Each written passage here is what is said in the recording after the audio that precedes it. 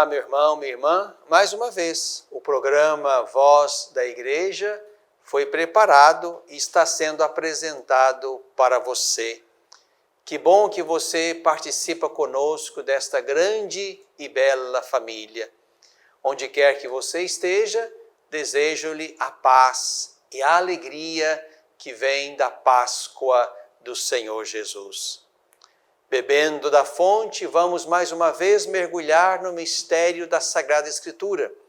E dentro do mistério de Pentecostes, estamos exatamente neste final de semana celebrando a solenidade de Pentecostes. E vamos mais uma vez mergulhar no mistério do Espírito a partir do texto evangélico que temos para este domingo. Se você pode, então, tome a sua Bíblia, vamos ler João, o Evangelho de João, capítulo 21, versículos 19 a 23.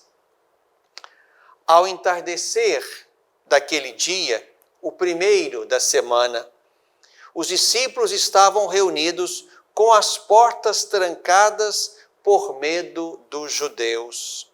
Jesus entrou e pôs-se no meio deles e disse: a paz esteja convosco. Dito isso, Jesus mostrou-lhes as mãos e o lado. E os discípulos então se alegraram por verem o Senhor. Jesus disse de novo: a paz esteja convosco. Como o Pai me enviou, eu também vos envio. Dito isso, Jesus soprou sobre eles e falou: recebei o Espírito Santo. A quem perdoardes os pecados, lhes serão perdoados. A quem os retiverdes, lhes serão retidos. Meu irmão, minha irmã, o mistério que começa na encarnação e que encerra-se agora na doação, no derramamento do Espírito Santo, aqui estamos dentro do grande, belo e único mistério pascal do Senhor Jesus. É importante que nós, de fato, mais uma vez, visitando esse texto, nos sintamos dentro deste mistério único, verdadeiro, iluminador da nossa existência, do nosso discipulado e também do nosso futuro. Aqui nesse pequeno texto de alguns versículos estão todos os elementos importantes da nossa fé cristã. Encontro, os discípulos estavam ali reunidos de portas fechadas, a presença do Senhor que alegra os corações, a paz como dom do ressuscitado, o envio em missão, como o Pai me enviou, também eu vos envio, o Espírito soprado sobre aquela comunidade e a partir dela sobre a igreja, e o perdão como exatamente o caminho a partir do qual se renovam as relações entre nós e com Deus. Celebrar a festa de Pentecostes, a festa do Divino Espírito Santo, a festa do dom que o Pai e o Filho fazem à igreja, é celebrar, portanto, todos esses elementos bonitos da nossa experiência religiosa. Nós somos uma comunidade, portanto, vivemos de encontros.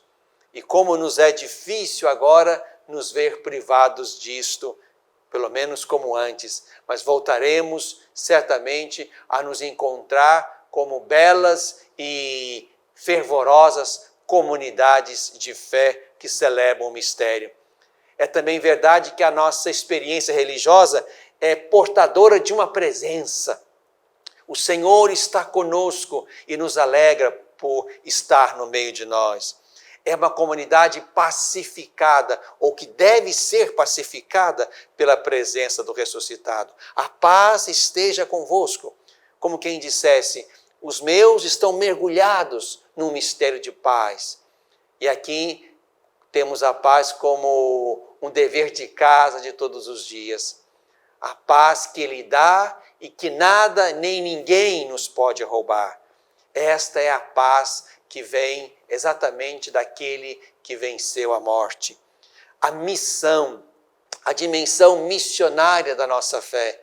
Somos discípulos missionários e só de fato estaremos maduros quando entendermos que não são duas coisas, mas uma coisa só nessa identidade. Discípulos missionários. Fazemos a experiência de Jesus e chegamos exatamente à maturidade dessa experiência quando queremos partilhá-la, quando nos tornamos verdadeiramente missionários. A igreja é também casa da missão. O pilar da missão identifica o que somos.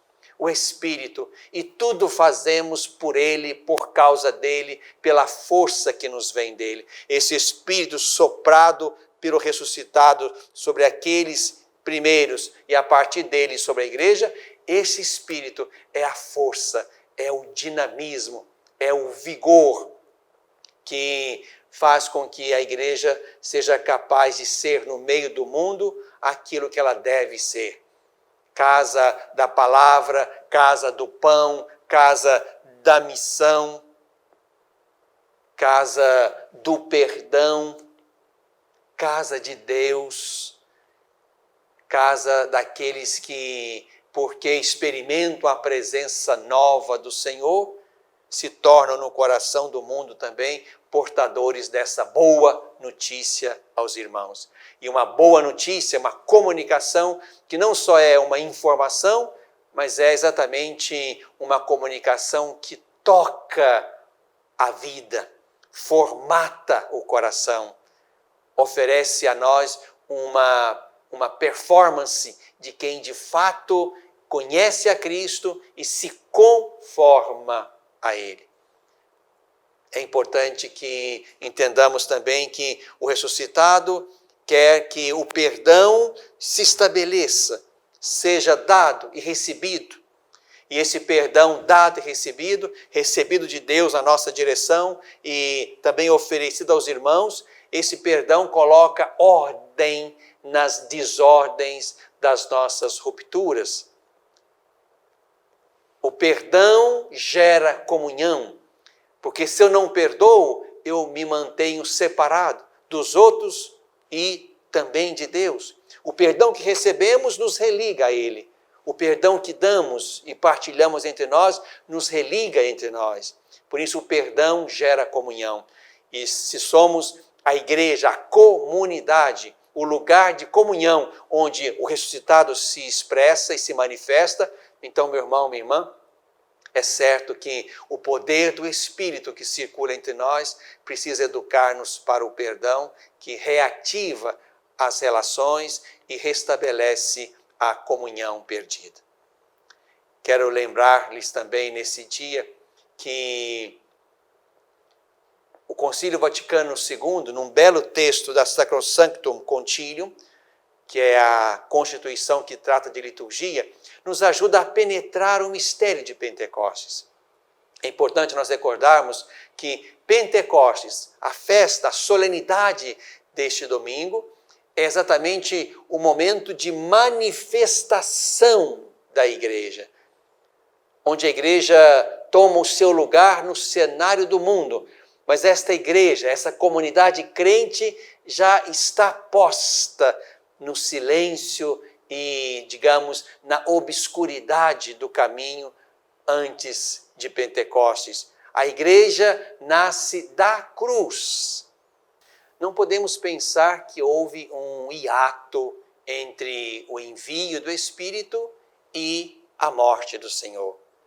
Senão haveria um tempo em que não havia a fé e não havia a igreja. Importante recordar-nos de um texto do Concílio Vaticano II, da Sacrosanctum Concilium, que é a Constituição que trata da liturgia, e aqui nós lemos exatamente isto, né? Que do coração traspassado de Cristo morto na cruz, nasceu o admirável sacramento de toda a igreja.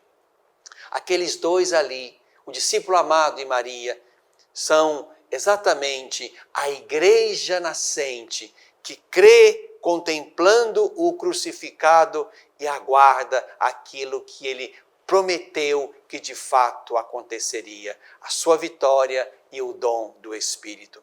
Aqueles dois, portanto, representam a igreja nascente, o novo Israel que contempla a cruz e enxerga para além dela. E um pouco adiante, no número seguinte, o número 6 dessa mesma Constituição, nós vamos ler: já no dia de Pentecostes, a igreja se manifestou ao mundo. Aquela igreja, portanto, que diante da cruz contempla e espera no mistério, essa igreja permanece até que, visitada pelo Espírito do ressuscitado, aí sim toma lugar no cenário, manifesta-se ao mundo e aí toma a sua dimensão missionária como constitutiva da sua natureza. É importante recordar-nos isto, de modo que, a partir dessa compreensão, percebamos que é ali, diante do crucificado, que se expressa belamente o mistério da igreja que contempla o traspassado, crê nele e espera que o Espírito dele capacite essa igreja para manifestar-se ao mundo e estar no mundo como comunidade dele. Bebemos da fonte.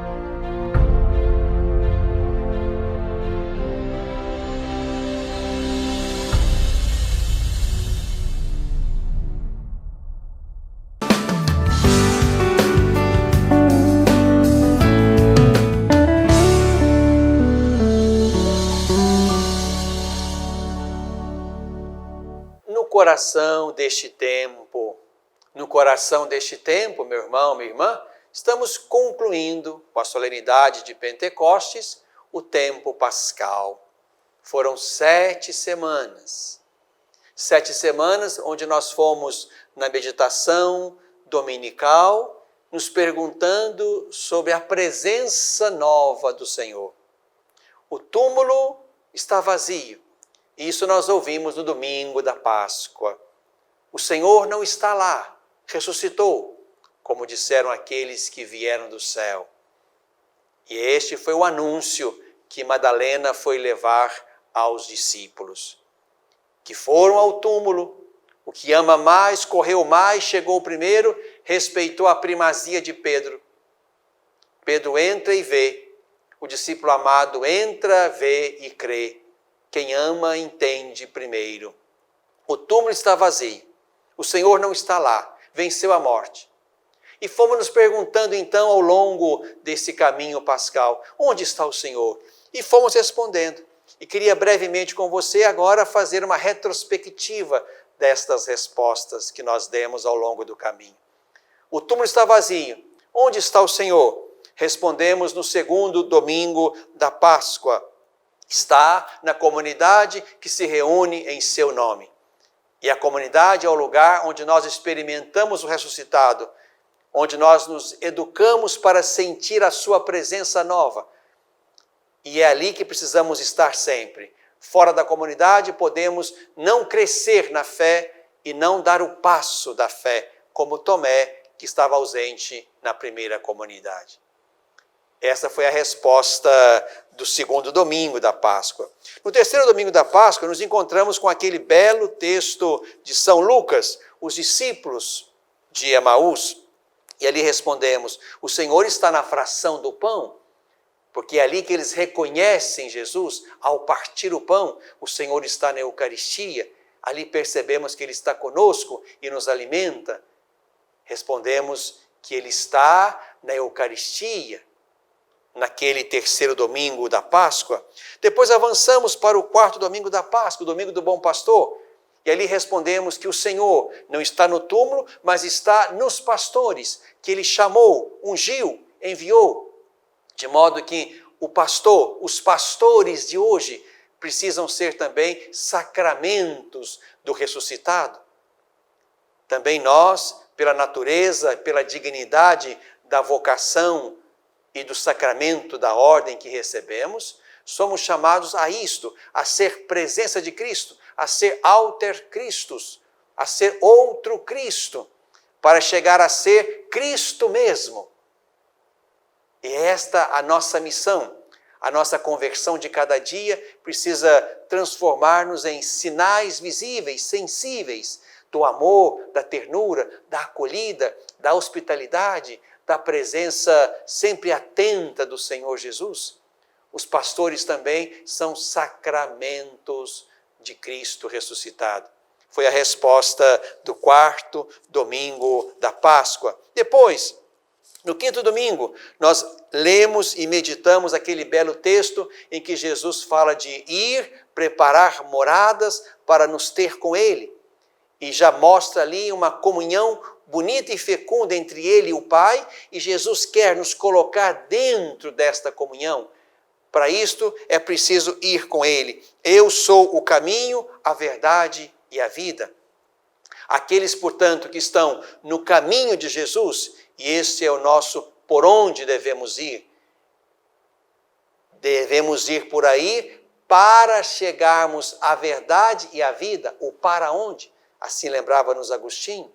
Portanto, quem está no caminho do Senhor, tendo como a sua verdade, a sua vida, e querendo chegar exatamente à plenitude desta verdade e desta vida, este também é sacramento de Cristo. Aqueles, portanto, que no meio do mundo escolheram ir com Cristo, escolheram a verdade que é Ele, escolheram atingir no caminho da conversão a vida plena, a vida divina, a vida de graça que Ele é no coração da história e querem também fazer esse mesmo caminho, esses são homens e mulheres portadores do ressuscitado. Também nesses, a obra de Deus se realiza, a ponto até de fazerem obras maiores do que aquelas que Cristo fez. E nós temos por aí exemplares humanos de primeira grandeza e beleza. Gente que deu conta de conformar o seu coração ao de Cristo e se tornaram também esses, por essa comunhão com Cristo, por estarem no caminho dele, por tê-lo como a sua verdade e a sua vida experimentada e buscada em plenitude, esses homens e mulheres se tornaram presença luminosa do Senhor Jesus. Cito apenas dois que talvez conhecemos bastante bem. Santa Dulce dos Pobres, para citar uma mulher.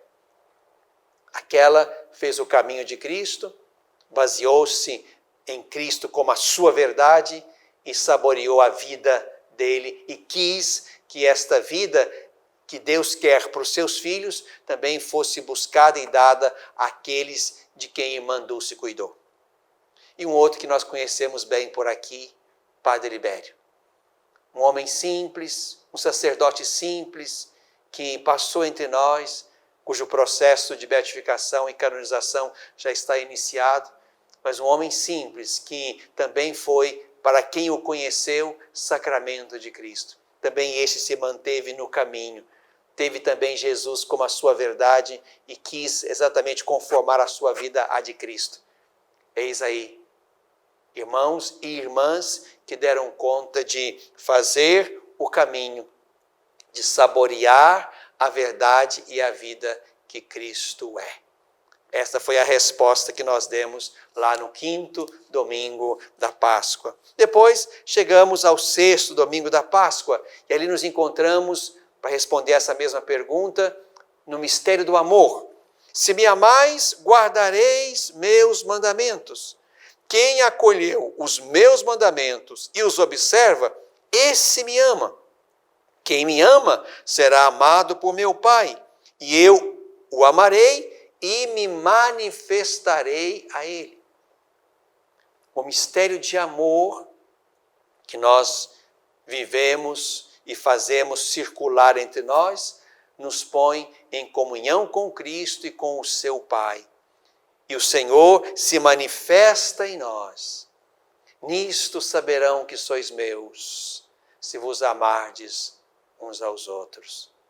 O mistério do amor que nos aproxima, que nos leva a cuidar uns dos outros, que nos leva a prosseguir no tempo e na história a misericórdia, a bondade, a atenção, a solicitude de Cristo, torna também esse um lugar de manifestação de Cristo. Esse que circula na dinâmica fecunda do amor, esse também se torna sacramento de Cristo. Essa foi a resposta que nós demos lá no 6º domingo da Páscoa. Depois chegamos ao 7º domingo da Páscoa e aí celebramos a ascensão de Jesus ao céu. E aí, nessa festa litúrgica da ascensão, nós também respondemos à pergunta: o Senhor não está no túmulo, onde está? E aqui nos colocamos diante de uma dupla e fecunda presença. O Senhor não está no túmulo, porque subiu aos céus e está sentado à direita do Pai. Lá é o lugar onde o Senhor Jesus, o Verbo de Deus, agora retomando a glória que ele tinha e despojou-se dela para o mistério da encarnação, agora essa glória lhe é devolvida e ele toma a direita do seu Pai Todo-Poderoso. O Senhor não está no túmulo porque subiu aos céus e está sentado junto do Pai. Mas também, e o texto terminava assim, do último domingo, está conosco. Eis que estarei convosco todos os dias até o fim dos tempos. O Senhor também está no meio de nós. O seu Espírito nos acompanha. O Espírito dele e do Pai vão conosco. É o mesmo e único Espírito.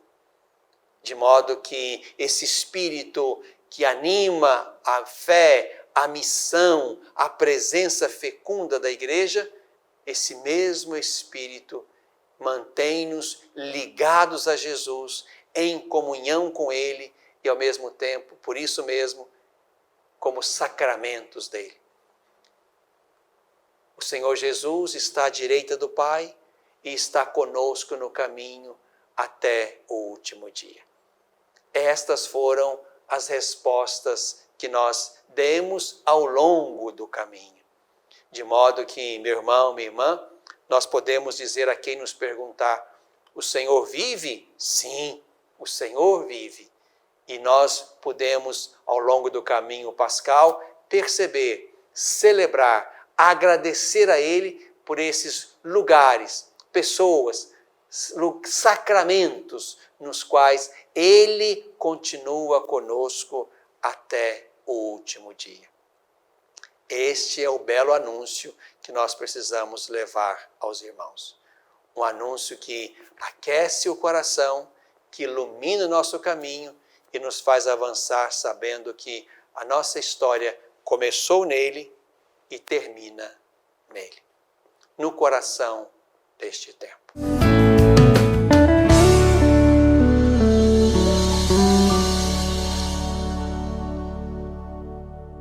Às vezes, tudo que uma criança precisa para superar uma tempestade em sua vida familiar é encontrar um lar provisório. Uma família que a acolha por um tempo, enquanto sua própria família se reestrutura para recebê-la de novo. Essa é a proposta do Serviço Família Acolhedora. Transformar as dificuldades de hoje em possibilidades de futuro. Serviço Família Acolhedora. A tempestade passa, a vida continua. Participe e faça a diferença.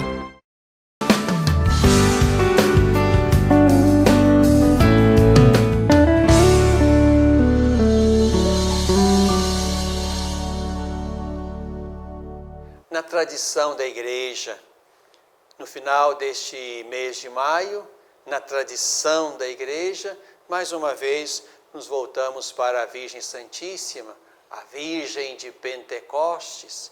O texto de Lucas, nos Atos dos Apóstolos, diz que todos eles, depois da ascensão do Senhor, todos eles perseveravam na oração em comum, junto com algumas mulheres e Maria, mãe de Jesus, e com os irmãos dele. E aí no texto que nos põe no mistério de Pentecostes, diz assim: quando chegou o dia de Pentecostes, os discípulos estavam todos reunidos no mesmo lugar. Por isso contemplamos no mistério do terço que o Espírito Santo é derramado sobre Maria e os apóstolos. E exatamente no final deste mês de maio, em que nós de fato nos dedicamos ainda com mais fervor, pelo pedido do Papa, à oração mariana do terço, é que nós queremos dirigir-nos a ela ainda uma vez, com as palavras que o Papa Francisco nos ensinou a dizer a ela e que podemos continuar dizendo. Quando passar o mês de maio e nós continuarmos rezando o Santo Terço, podemos sempre concluí-lo com uma daquelas duas belas orações que o Papa nos ensinou. E quero convidar você, mais uma vez, meu irmão, minha irmã, a alimentar no seu coração o olhar terno, devoto sobre a Virgem Santíssima. Ela é imagem da Igreja. O Concílio Vaticano II faz questão de frisar isso. Maria é imagem da Igreja. É a discípula perfeita, é aquela que conformou o seu coração ao do seu filho, é aquela que não o perdeu de vista, é aquela que esteve com ele em todos os momentos. É esse aí o coração do discípulo. Olhando para Maria e na escola de Maria, seremos sempre discípulos mais próximos e íntimos de Jesus, o Filho dela, Salvador nosso. Por isso, quero convidar você a encerrarmos esse nosso programa já no final do mês de maio, nesse último final de semana, olhando para Maria e rezando a ela como o Papa Francisco nos convidou a rezar. Ó Maria, vós sempre resplandeceis sobre o nosso caminho, como um sinal de salvação e de esperança. Confiamo-nos a vós, saúde dos enfermos, que permanecestes junto da cruz, associada ao sofrimento de Jesus, mantendo firme a vossa fé. Vós, salvação do povo romano, sabeis do que precisamos e temos a certeza de que nulo providenciareis. para que, como em Caná da Galileia, possa voltar à alegria e à festa depois da provação desta pandemia. Ajudai-nos, Mãe do Divino Amor, a conformar-nos com a vontade do Pai e a fazer aquilo que nos disser Jesus, que assumiu sobre si as nossas enfermidades e carregou as nossas dores, para nos levar, através da cruz, à glória e à alegria da ressurreição. Amém.